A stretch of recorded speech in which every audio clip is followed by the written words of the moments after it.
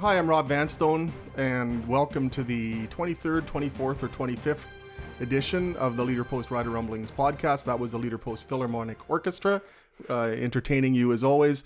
But we have even better entertainment this week. The youngest podcast of all the ones we've done. Murray McCormick's on holidays. He's on assignment to parts unknown.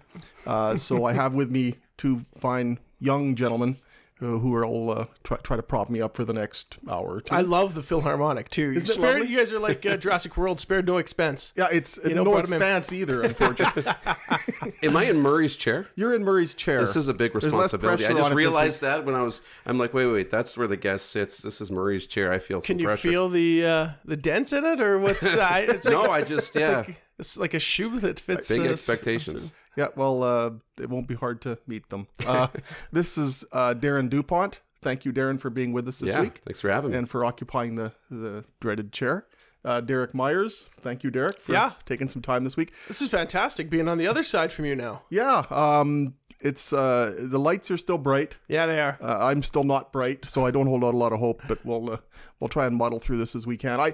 This is so woefully unscripted, my fault, that we're just we're just going to freestyle this and talk about all things Saskatchewan-roughriders. And I mean, there's a million places to go. Mm-hmm. Clinching a home playoff game, that's a pretty momentous thing. I personally did not envision this. Week 7 of the season, week 5 of the season, week 3 of the season. Yeah.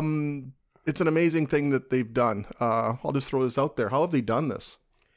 It's incredible, really. And you're right. You talked about some of those tough weeks, and did we think this was ever even possible for the Riders to clinch a home playoff game and have a 12-win season? But we know how good the defense has been. It's been absolutely lights out. But Zach Collaros has been very good when he's come back. He's been everything they've needed him to be, enough to be able to, keep this team rolling. But it's been all defense. Obviously, we've talked about, is it 15 defensive and special teams touchdowns so far this season? By far, I think the number one unit across the CFL. And then just timely plays too. Chris Jones has done a really good job.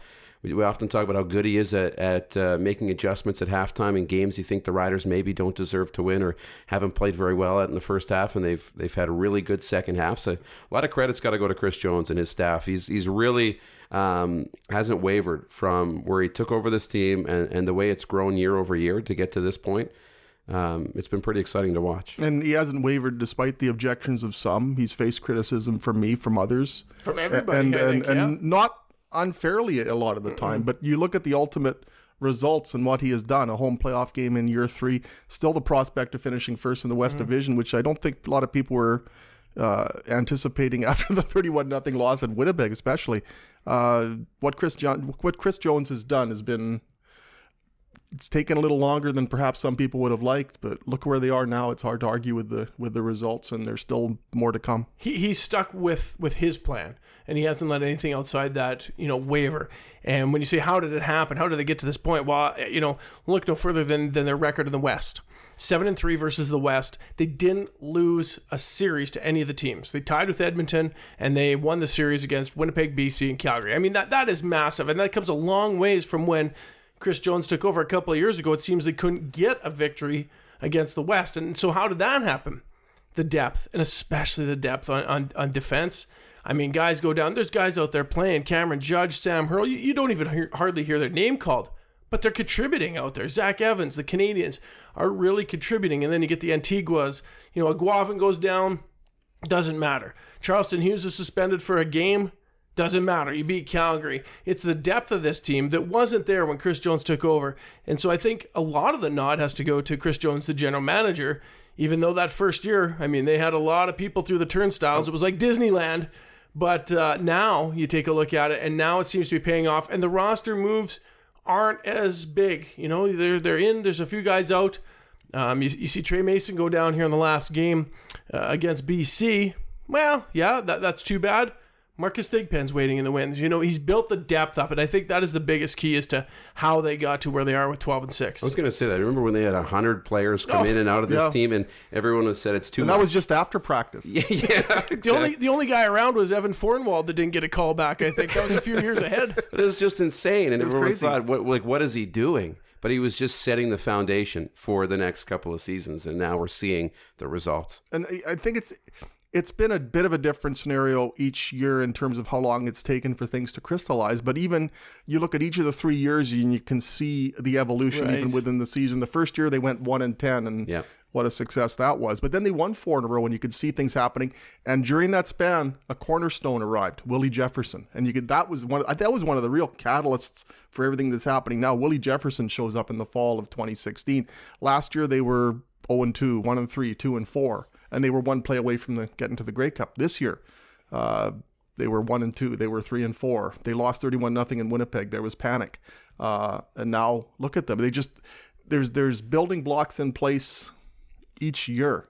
And if you look over the 3 years, you can see the evolution of it. But even within each season, you see that happening as well. Yeah, it's unbelievable to see that happen. But the building blocks are important, right? Willie Jefferson's been huge. And we talk about where you build your team around that everybody can just complement, right? And we've seen it on the offensive line with Brandon Labatt shuffling over now, and he's taking snaps. And what are they, 3 weeks into that kind of revamped offensive line? Well, they were fantastic in the game against BC. And when Zach Collaros went down and you needed some sustainability to be able to run the ball and control the clock a little bit, that offensive line combined with Cameron Marshall, I think they were a real big difference maker to be able to, get out of that game with a win. And in that situation, I think the true mark of a running game, or the best evaluative tool of a running game, is when the other team knows you're going to run, can they stop you? And that's all that was going to happen with Bridgen. Yeah, that was all that was going to happen.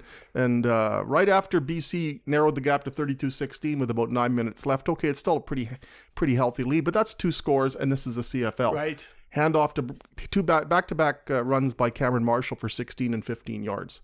And everybody in the park knew they were going to run. Well, and the air went off the BC sidelines. That was done.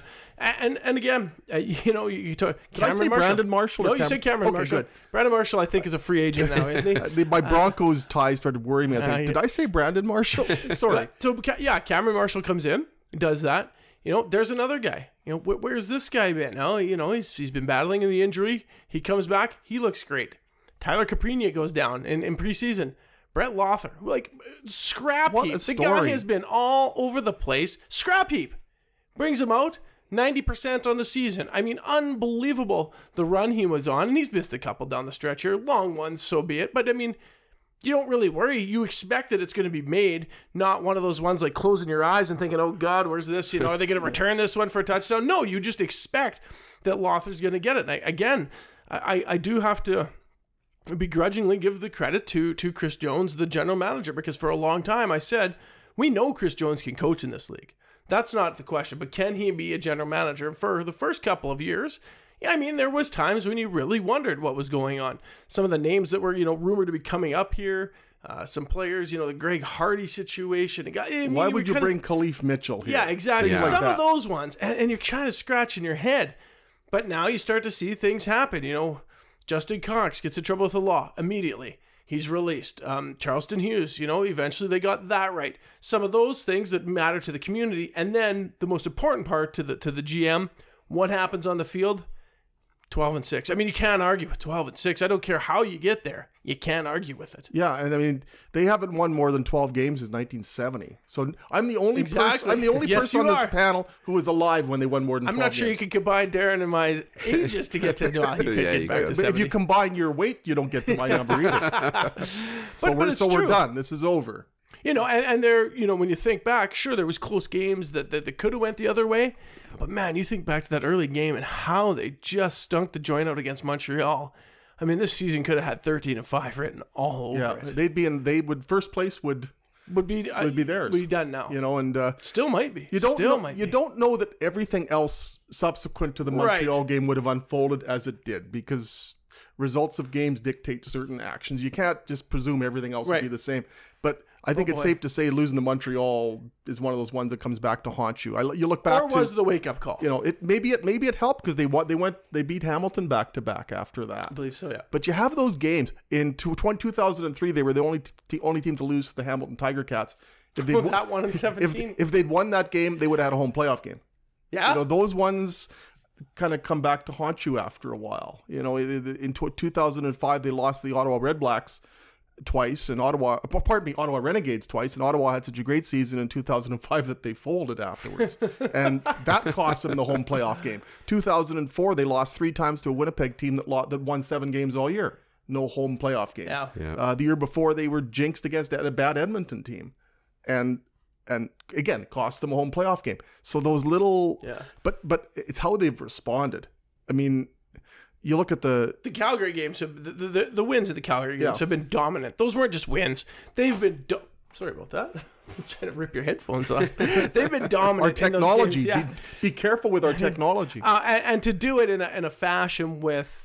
The last Calgary game, there was a lot swirling around this team when it come to the Charleston Hughes incident. They just had their pants pulled down in Winnipeg. There was a lot kind of swirling around, and to go in there and hang that performance on the best team at the time in the league, I mean, that was impressive. You're right, Rob. That was stunning. Yeah, it's all about the process, right? I mean, we look at the results, whether it's the Montreal game or games against Ottawa or the Winnipeg game, we look at those results and we're like, okay, well, if we would have won those, here's a home playoff game. If we would have done this, we would have done that. But really, it's about making sure the process is moving in the right direction to make sure you're ready for this time of year for the playoffs. And I think that Chris Jones has got the guys ready. We've seen that, the bounce back, in Calgary, the ability to play with everybody in this league.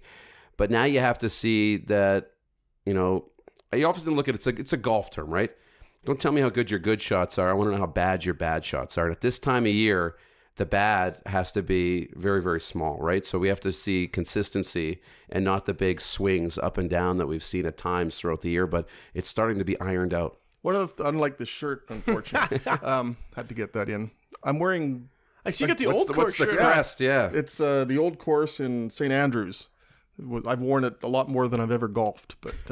you and Tiger Woods have something in common. Then you've both wear an old course shirt at some time. Yes, that is where it stops, and especially in terms of income and general appeal. You look at the way that it seems that when they've lost, they've responded well, and sometimes I'm not sure it's all bad necessarily to have it handed to you every now and then, because then there's nowhere to hide, and then you have to address whatever deficiencies, actual or perceived, there are.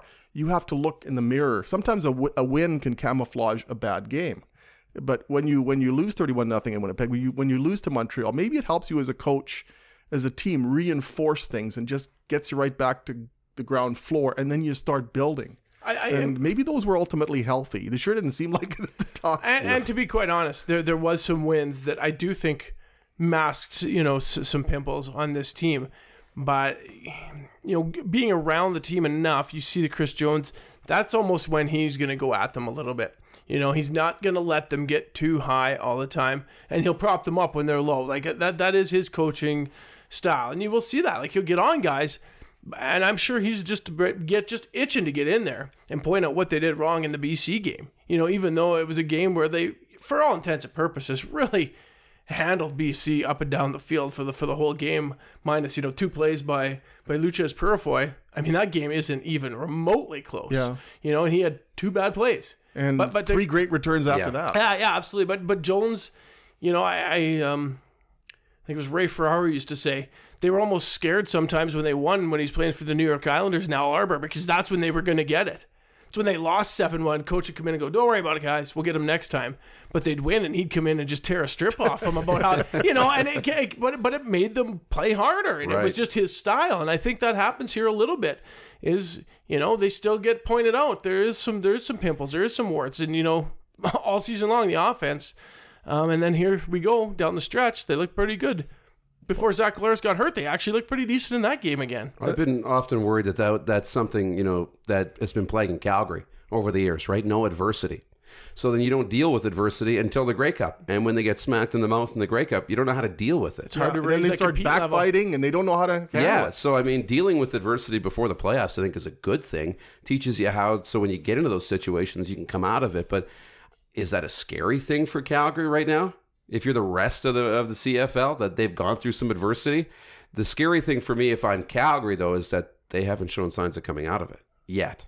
So this week's going to be interesting. If they come in and they've put in the work and they really lay it on BC, you might be worried because this team's now gone through some adversity. Yeah. They've learned that, okay, we got to put in some work. We got to get back to it. And they could be dangerous come playoff time because of it. Yeah, sometimes you can ambush them in the playoffs, but they've already had that. Now they've had it. So this is the difference. Which year was it the Riders lost like 4 of their last 5? But 2010. So it was 2010. And then they go to the Grey Cup. Yeah. And I mean, it seemed like the house was falling in on top of you. Like they were just not playing well. They lost those 4 games going in. And then they go to the Grey Cup. And I mean, arguably in that game until the end, virtually. Right. Against Montreal, against a very good Montreal Alouettes team. So I know there's momentum and there's swings and whatnot, but boy, oh boy, it just seems to come down. If you can get hot in a game, you can roll that game. You think back to the West semifinal, 2013. Darian Durant decides to take over that game. He takes over that game. They win that game, and they go on to the Grey Cup. That was the toughest playoff game they had all year. The first one. Yeah, absolutely, it was. One thing I think works in the Riders' advantage is the timing of this bye at the final week of the regular season.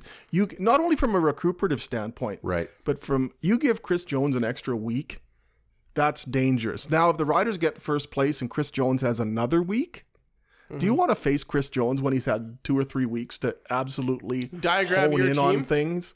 That's scary. I've got to think he's looking more closely right now at Winnipeg, and really breaking down Winnipeg because making the assumption BC has nothing really to play for, and Calgary's playing for first. So Calgary's the only team playing for anything this weekend. So in Calgary, in BC, it's in BC. So I still think that's advantage Calgary because they've got more. There's more in it for them to win than anybody. If you're BC, you don't want to get Travis Lulay hurt. You want to get ready for the playoffs. So I think the greater likelihood is the Riders have the home playoff game on the 11th and oppose Winnipeg. But regardless, Chris Jones has seen all these teams. Several times. Yeah. Do you want to give Chris Jones that extra week, let alone, dare I say, a fortnight, whatever that is, to prepare for that? They're on the scary. bye. He's not on the bye. He's not on the No. bye. He might work 16 hours instead of 17. But that's the ultimate debate right now in this province is, do you want to have the extra bye, or do you want to play and keep playing and not lose the rust? And there's 2 sides to be made. I mean, there's something to be said about keeping momentum going, but you're going to have a bye anyway, so you're going to have a little bit of a rest. Do you want the extra one? 21 days. But you come back to the numbers. It's always easier to win 1 game than to win 2 games to get to the Grey Cup. 2 games to win a championship or 3 games to win a championship. And in a sport where nothing can be taken for granted, you go with the 2 games. And you might have some rust, but you go with as much bye time as you can get. And it's a long season, and by November, everybody's banged up, and those fields aren't exactly soft come November. You take the week off. You look at 2010, and they needed overtime to beat BC in the home playoff game. Is that the Claremont That was the Jason Claremont game. 2013, they needed everything to beat BC, and that was a home playoff game against a team with an inferior record, and that was the tough battle to get through. So just take your free space where you can get it. But for us, sitting in our chairs, it's great either way. Yeah, because you're going to host a West final if BC wins this weekend, and maybe it's Wally Buono's last game in BC in Vancouver. So maybe there is something to play for. But if they don't, we get Winnipeg. And is there any better storyline than seeing Winnipeg in here in a West semifinal? Like, that's pretty great. At this point in the season, and again, I say this switches from week to week, I'd take my chances with Calgary right now over Winnipeg. For sure. Oh, Winnipeg's man. scary right now. You know what? They're playing talk about a roller coaster season. I mean, I thought at one point O'Shea might not, once again, it's like, is this guy going to even last the season? Right. What about Matt Nichols? And then, does Streveler end up starting? And then all of a sudden, boom, they catch fire again. And they got the personnel on defense, and Richie. Hey, Richie's been there before. I mean, he oft is criticized for the prevent and the bend don't break it, but Richie's been the defensive coordinator for teams that have gotten to and won the Grey Cup several times. So, that's a scary. That's a scary prospect coming in here as a fan. I'm sure the players are probably less concerned about it, but God, you'd hate to lose to Winnipeg in the playoffs at home, wouldn't you? It would be that would take the Labor Day Classic and multiply it by 88 in terms of entry, wouldn't it? That's what I mean. Like, could you imagine the buzz in this city and around that stadium? I think the buzz would be bigger for Winnipeg. But we're going to be spoiled no matter what, right? A West Final is going to be incredible if that happens here.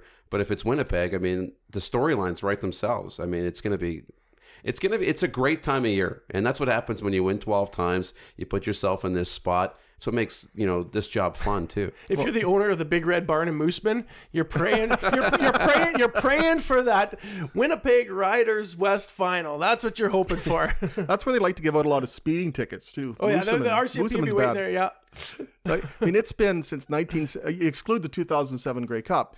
In terms of a divisional playoff game, the Riders have not played Winnipeg since 1975. Again, neither of you was alive. I was not bored. I was at the game. So, but that, and you know what? It is still in my mind. I know the Saskatchewan-Calgary rivalry has grown legs, in the kind of last decade to maybe time it up with the Henry Burris departure from Saskatchewan. But that Winnipeg Riders rivalry, I mean, that's storied. It's time honored. It's the two, smallest towns really in the professional sports in North America, kind of an idea. Yeah. 5 hours apart. I mean, it's just such a great matchup. Yeah, you would love to see it. I love that one. I just think that would be so intriguing from so many standpoints. It's just one of those things. When the Riders played Winnipeg, I mean, the 2007 Grey Cup. The Grey Cup's a big game either way. Right. But you take a playoff game. And you take the way that the rivalry has evolved, the way the fan base has evolved, the way the franchise is involved. You put that game in that new stadium, and that's something that we really haven't seen. Last time Riders played Winnipeg in a divisional playoff game, people were showing up in top hats and suits, right? Well, now they paint their chest. The guy on the wall behind you was. What year did George retire? That was George's last home playoff game. There you go. So, I mean, George Reed was still, playing for the Saskatchewan-Roughriders the last time that happened. So he retired in 75, and then Ronnie in 76. Was it? 70 after 70. And, your favorite game. I remember. My favorite game, October 29th, 1978. The column. It was excellent. And George Wells, he was Ralph Brock back then. Then he became Dieter Brock, but he got sacked about 10 times, and they just treated him like a poor rag doll. The Riders front four, Mike Dirks, George Wells, Tim Roth, just totally. Roger Goree had all sorts of fun knocking the Bomber quarterback all over the place.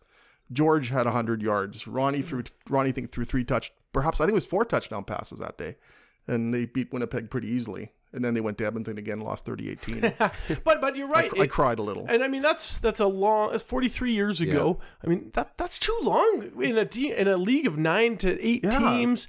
Like you said, 2007 Grey Cup, but the Grey Cup's its own entity. It doesn't. There's a lot of people there, and it was filled with Rider fans at the Skydome that day. But I mean, it wasn't quite the same.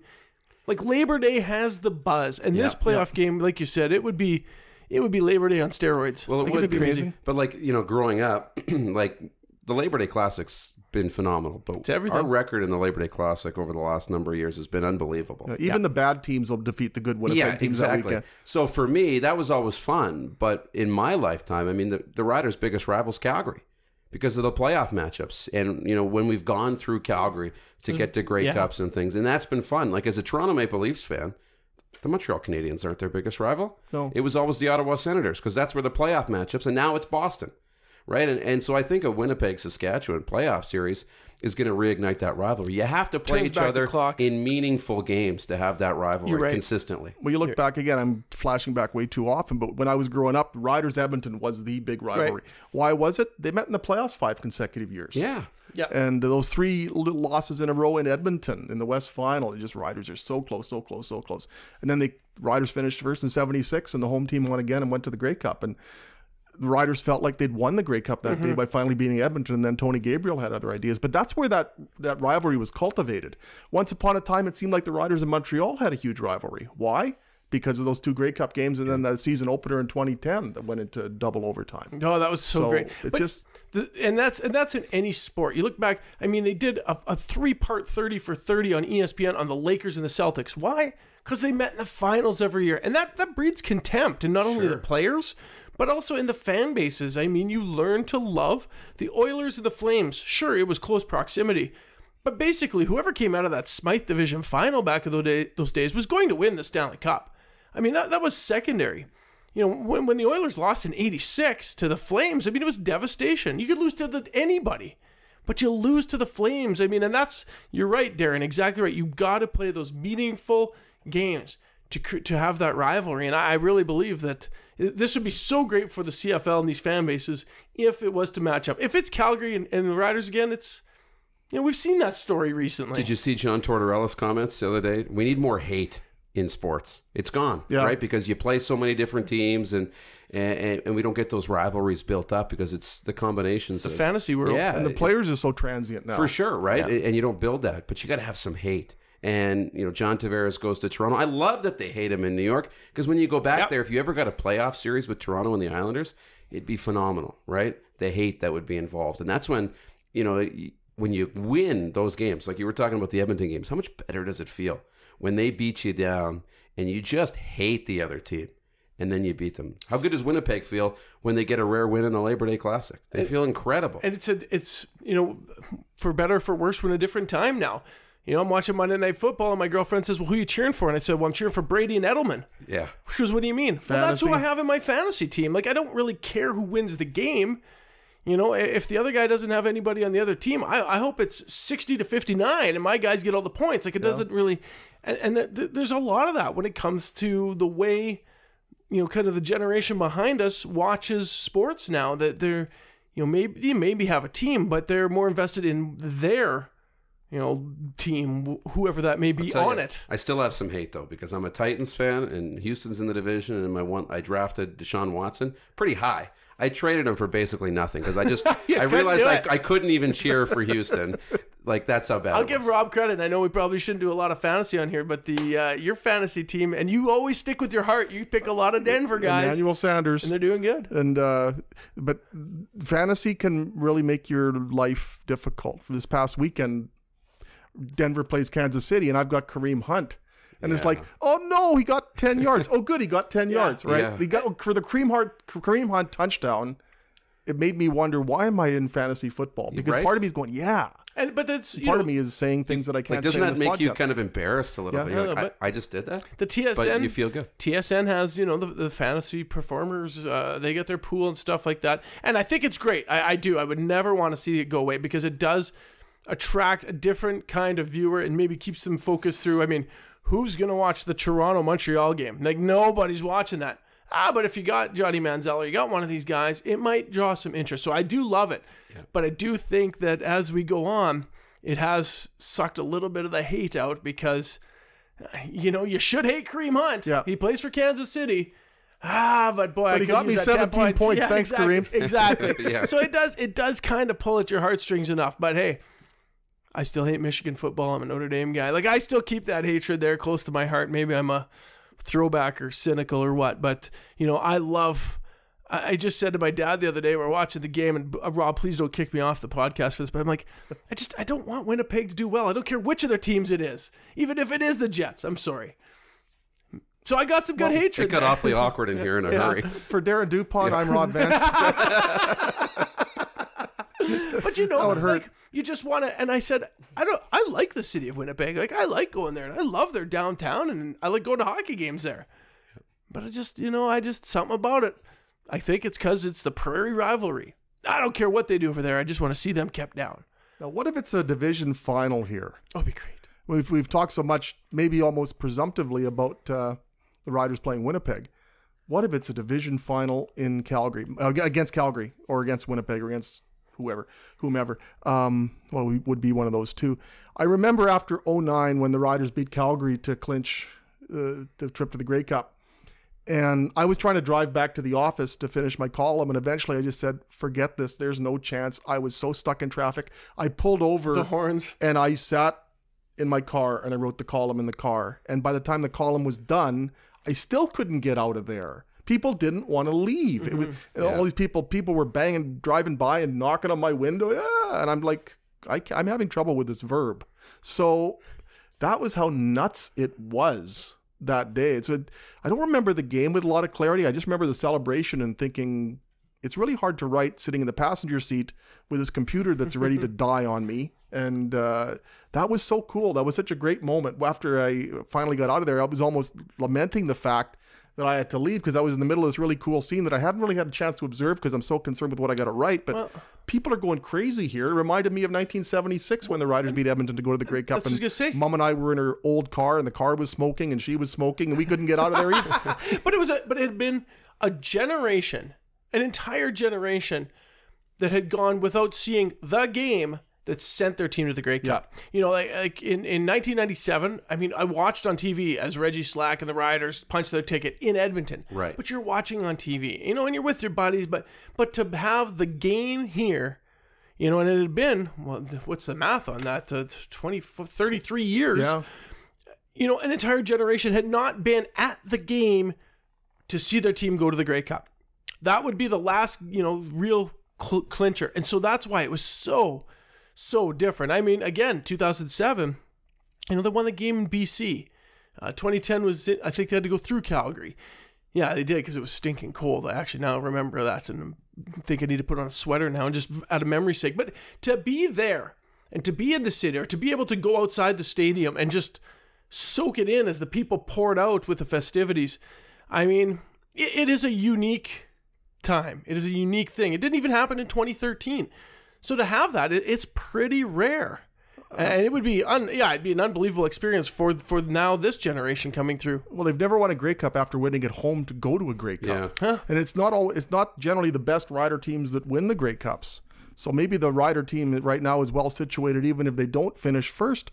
In '66, they were first in the West, but they were 9-6-1. '89, they were 9-9. In 2007, they were 11-7, but BC was, I think, 14-4 that year, and they had to go into BC and beat them. And then in 2013, they went to Calgary and had to beat a favored Calgary team. So they tend to win. They tend to win Grey Cups when the underdog. They're the either a huge underdog. Either a huge underdog or well, it's probably not mathematically likely. And right. So even if they don't, the world does not stop revolving if they don't get first place. It's hard. They play well from But does from this that team position. feel like it was a dominant first place to all team all year long? Like 2009, they were the best team. And they got that. This year, it doesn't necessarily, you know, they've eked out some wins. They've gotten 31-0. Like, they don't feel like this powerhouse first place team. Like, I still think, you know, it's almost like that coin flip. Like, they still could play the underdog card, even though they may end up as the first place team in the league and host the West Final. Well, the offense is an underdog, but the defense is favored. Yeah. Right? I know it's totally It's odd. It is It's very odd. Defense and special teams have been fantastic, but we talk so much about Winnipeg. Is that not the perfect scenario if the Riders finish first? And Winnipeg beats Calgary. Well, even if Winnipeg doesn't, you've got Winnipeg or Calgary as the coin flip. Like, I've grown up with Calgary being the big rival and the hatred between the Riders and the Stamps. And when we go in there, the place is sold out. And when everybody else goes in there, like, it's pick a seat night, right? Anywhere you want to go. And if Winnipeg comes, I mean, we talked about how big that is. And with both of these teams, there's storylines drummed up that, you know what? We don't know what's going to happen. Yeah, we beat Calgary twice, but they've been the class of the league forever. Mm-hmm. And can you beat them 3 times in the big bad Stamps? And Winnipeg just kicked our butts not that long ago, and they're riding pretty high. That fear of losing adds that intrigue and that nervousness, right? And it makes it that much more exciting. And then when you win those games, doesn't it just, like, when you can just, like, lose that emotion in the moment? I think finishing first, as much as, you know, knowing Winnipeg's going to come in here, I think that's the best scenario, because no matter what, you're going to have a huge storyline, and you're going to have a, you know, massive intrigue, and it's going to be at home. Go BC. And it's playoff football. It's not a best of 7. No. You can't say we'll get them next time. It's playoff football is so unforgiving. 2008, the first quarter, Michael Bishop. That's pretty unforgiving. Yeah. Yeah, that was... Cameron Wake just stamped his name right on top of Michael Bishop that day. I didn't have to wait to get to the car to write my column that time. Yeah, you could get out of there. You were fast done enough. that by halftime. Is it not a preconceived notion 2007, Boston Red Sox win. 2013, Boston Red Sox win. 2018, the Boston Red Sox win. Great. Did you just write Rob's next column? Have the moons not aligned for John Henry and the Boston Red Sox, and I guess we could say Craig Reynolds and the Saskatchewan-roughriders. McCann Henry and the Saskatchewan. Yes, there you go. It does seem like there is a parallel there for those of, if this does indeed happen that the Riders finish first, that's 2 weeks off of any active games. You're going to need some fodder to write because, boy, that gets to be a long time in between games for the press. That's for sure. Isn't this fun? I mean, we saw the 2014 team that once Darian Durant got hurt, it was over. 2015, 0-9 house cleaning. 2016 was 2016. They played very well in the playoffs last year, but there wasn't a home game. They were where they won play of the Grey Cup, but nobody really here got to actively participate in it. I didn't see it. I was down east. So to talk about this in this context and this excitedly and this speculatively, this is kind of neat. This is when the buzz builds, when people get excited, when everything just elevates itself. Well, and that's neat because this community hasn't had that in 5 years. It's part of their MO. I mean, 66 first Grey Cup. I mean, you had to wait 50-some years to get a Grey Cup. Then you go another 23. And in between that, it was like a dozen years between a home playoff game. And a lot of pain. And you're talking, like we're talking 30 years between, these events, or 40 years, or generations between some of these events. So when they happen, it's almost like hosting the Grey Cup. These are pinnacle moments that don't happen here very often. So when they do happen, and I always chuckle the four stripes on the Riders' pants representing the 4 Grey Cups. And I remember once Dave Jameson, who does radio now in Edmonton, used to be the Edmonton PR guy for the Eskimos. And it was one of the reunions. It might have been an 89 reunion or something for the Grey Cup. And he goes, it feels like you guys have one of these all the time. He goes, if we did this as often in Edmonton, we'd have a reunion every single week for all the Grey Cups we got. Yeah, Dave, that's why it's special here, because every one of these moments, be it a Grey Cup, be it hosting a Grey Cup, be it hosting a West semifinal, or even hosting a playoff game, it means so much. It's those moments, and Rob, you've written tons of columns on these. I was in the stands that day. I was in the stands for the comeback against the Stampeders, or you were in the stands for the last home playoff game. Those are seminal moments for the fans. Well, you look at it, Edmonton won more Grey Cups in succession, 5, than the Riders have ever won. There you go. Right? There you go. It means more here. It really does. Mark Cosmos is an old linebacker, played for Montreal and Ottawa and Hamilton, and he won Grey Cups in 1970, 1972, 73, and 76. And he wore the same pair of cleats in all 4 games. So Mark Cosmos's cleats have won as many Grey Cups as the Saskatchewan-roughriders.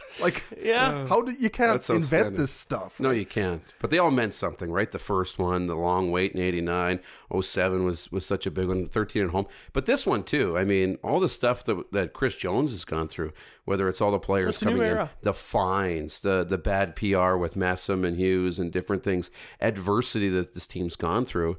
This one's going to be pretty special too, and if they can get to the big game at home, that's going to be that much more. Well, sorry, Derek. You go. I was just some of the you go around. We're so polite here. It's a Canadian show. Some of these teams had lovable characters around them. 66, Ron and George. They're a lovable character. 89. You could get behind Kent. He might not have been a lovable character, but man, I mean, his determination. Roger and Bob Pole. Yeah, and Narco. Who didn't love Narco? So they had these lovable characters. 7. You gotta love Kerry Joseph, Wes Cates, storybook year. Gene Mikowski finally gets his Grey Cup. All these things. Chris Jones isn't necessarily the fan. He's not the most lovable guy to fans. He wins a Grey Cup. I'm still not sure he's the most lovable character. They love him for winning it, but it is a little different dynamic. John Gregory. I mean, John Gregory was kind of a lovable coach. Yeah. He's wearing that terrible gray sweater, but he, he did kind of look like somebody you could have Christmas with. You don't envision that. So it's a different feeling around this team, which makes it a very new era, I believe. What's different, too? All those guys you mentioned that are offensive players. You're going to talk about Willie Jefferson and Charleston Hughes and Ed Gainey and Nick Marshall on this team. You're not going to talk about, the plethora of, rookie receivers and Cameron Marshall, who hasn't been here all year.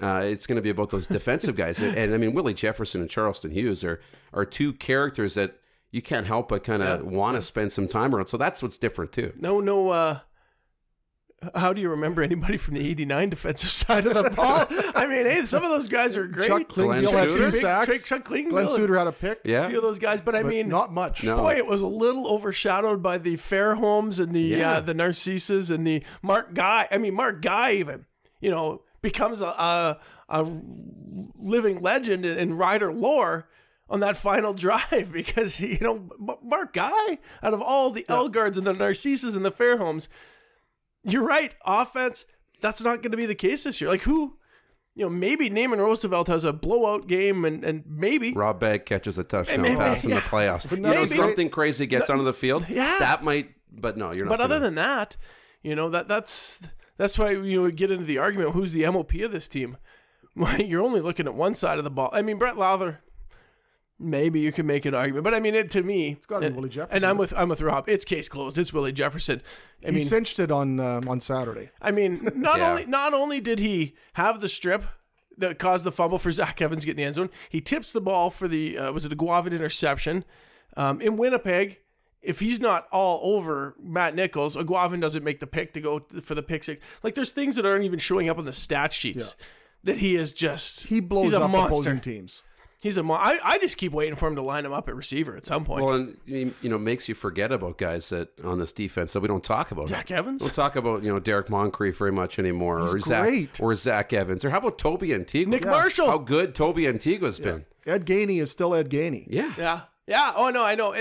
But that's what I say. I think if you're giving Mike Edom is great. Jovan Johnson and Creston Butler can't get into the lineup consistently. Yeah, I love Butler, and that's why I think most of the credit this season, in my opinion, goes to Chris Jones, the general manager, because the coaching has been able to take care of itself. I thought that was a pretty brilliant job of coaching against BC the other day when he's been bringing more pressure this year, and he brought none against BC, and it completely washed out anything they were trying to do on offense. But what he did was which was interesting, he relied on the 4-man rush and the three at times. Mm-hmm. But the 4-man he was rushing could be you never anybody. knew who it was. The Ed Gainey interception. Charleston Hughes and Willie Jefferson were back in coverage. Yeah. Your 2-star defensive ends are in the secondary. And they can cover. That's the thing. That's the thing. General manager has gotten the athletes that he can do that. And he said that all along. He wants big, he wants athletic. Those are his 2 precursors. He feels he could teach anybody to play football. Just give me big and just give me athletic. And that's what he's done. And you look at guys like Antigua. That guy's a monster. He was a receiver. And he's down there covering wideouts down the sideline. Guavin is a beast. He was right with the guy down the left sideline. Yes. Yeah. That almost picked it off. Yeah. So, I mean, he has gone, the GM, Jones, has gone out and got the guys he wanted. The guys he said all along for 3 years. Big, athletic. And he has put them in those spots to succeed. And it's working. I didn't always think it was going to work. I will say that. But again, 12-6 in dominant fashion the last 2 weeks. I think you watched the Winnipeg game. I mean, 5 days rest on the road. I mean, to me, that was, they had injuries. That was, Vegas wouldn't have even given you a line on that game. It was such a prediction that Winnipeg was going to wash them out in that game. But to do that, when you got to win and you beat the best team in their barn on the road, and you just wash out Calgary, then come home and again must win to get that home playoff date, and you just bury BC, who's won 6 of 7 at that point. It's hard to argue with those results. I'm getting the wrap it up sign. I'm not sure if it's for the podcast or for my career or both, I guess. Final thoughts, Darren Dupont. Well, we didn't even talk about Zach Caleros today. We didn't even get to Caleros. You know what? I think that's a consensus. It was a bad hit that Andre Proulx missed. And the spotters in Toronto, ironically, I didn't realize that until this week. That was interesting. Missed it. They all missed it. And the CFL came out and said as much. They missed it. And just one last thought on that. Anybody who's complaining about in the NFL, and I've got Green Bay Packer fans that I know really well, the rules, Clay the roughing Matthews. the passer. Yeah. They're different. Von Miller has learned how to tackle the quarterback. Khalif Mitchell's learned how to tackle the quarterback. Not last weekend, even. And 31 out of 32 starting quarterbacks in the NFL are still playing. And that's who we tune in for. And ratings are up. It's not a coincidence. No. The only one is Garoppolo in San Francisco. Nobody wants to watch the 49ers anymore. And that was kind of a freak. Keep the quarterbacks healthy. That's what you have to do. But since we're on NFL, I know we're supposed to bring gifts, right? Look at this guy. That's what I didn't know that. Is that I a thought Murray it was McCormick? okay. So I thought it was standard show to bring a gift. And so that's why I brought the extra coffee for Murray. I didn't want him to feel left out.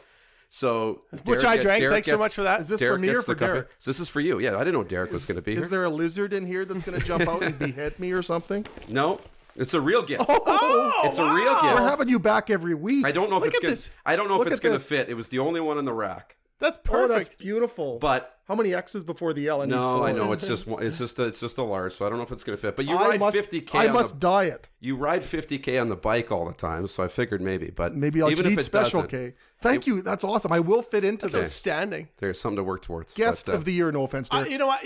Now I got to step up my was game, it? and I got to get him something for the Razor Reader. maybe it was just Peter. Well, Peter Mills. What did he bring? It was a gag though. Oh, what did he? Oh, I'm sitting on. And George Yanitsis brought food, and so I was Peter kind of Mills feeling left brought out. this, the Seattle Crunches Denver Oh Super Bowl. Jesus! See, I bring real gifts that mean something. Yes, that is something I Okay. will hold near and dear to my right. heart for however long it I keeps was in the beating. store, and they were pretty much giving it away. It was in the clearance. I'm like, I gotta get it. This was just after you invited me on, and I've been are holding great. on to it for a few weeks. What did you bring me, Derek? It's in the mail, but they're on a postal strike, so Yeah, it's going to take a few weeks before you see it. 4 to 6 weeks he's on this site right now. Well, Derek Myers, it's Thanks so been much. wonderful to have you on the great. show, and we'll forgive you for the lack of graft. No problem. But we will bring you back and give you a second opportunity. Darren, we're definitely bringing you back every week from now on. That's you bring gonna get- coffee. that's you gonna bring- get expensive. Bring gifts. Bring diamonds. Yeah. Whatever you'd like. Darren DuPont, awesome This you to was be with fun. us. Thank you. Thanks so much. Fun. I was the weak link today. I'm Rob Vanstone. Thanks for putting up with me and enjoying them. Oh, I almost blew it again. Who wants to be the Derek? We need you to use your broadcaster voice. Please rate us on iTunes and leave a review. It helps us grow the podcast. And if you bring food, we'll grow even more. We'll grow the podcasters. Thank you once again, and we'll do this again next week. Thanks Take so care. much.